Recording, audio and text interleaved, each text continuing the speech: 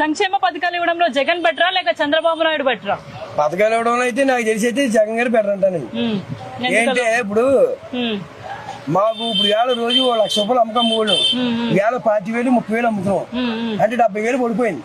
ఇప్పుడు ఆయన జగన్ గారు ఉన్నాడు ఏంటంటే ఇప్పుడు అమ్మఒడని ఇప్పుడు ముసలికి పెన్షన్ అని ఏదో ఏ పథకాలని చెప్పేసి ఏ డబ్బులు ఏ నెలకో లేకపోతే ఏదో పడి దాన్ని పెట్టి ఏం చేయరు ఒక పనిపోటు లేకుండా ఏది డబ్బులు ఎట్టి ఏదో పప్పు ఉప్పు కొనుక్కునేవారు.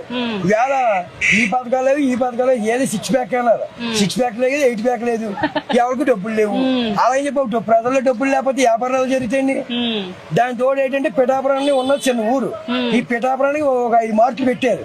ఈ 5 మార్కులు పెట్టడంలో మాట్లాడి లేబర్ అంతా ఏమైపోతారు నాశనం అయిపోయారు. అలాగే పిఠాపురాన్ని మన జిల్లాలో తక్కువ చూస్తే 25,000-30,000 షాపులు తీసేసారు అద్దెలు పెట్టుకోలేక. దానివల్ల వ్యాపారం లాస్ అయిపోయాయి. ఇప్పుడు ఆయన ఉన్నప్పుడు ఏమైందంటే కొద్దిగా ఏదో కాంతో అప్పు చేయని సొప్పు చేయని ఏదో డబ్బులు వేస్తుంటే అందరికి అవి తెచ్చుకుని ఏదో కొనుక్కున్నారు పని లేకపోనండి. ఇవాళ పని లేదు పథకం లేదు. దాని మంచి లేబర్ ఏమైపోతారు దాని మంచి ఆ లేబర్ కొంటే మళ్ళీ వ్యాపారాలు లేబర్ డబ్బులు లేని వ్యాపారం లేదు వ్యాపారం లాస్ అయిపోయి.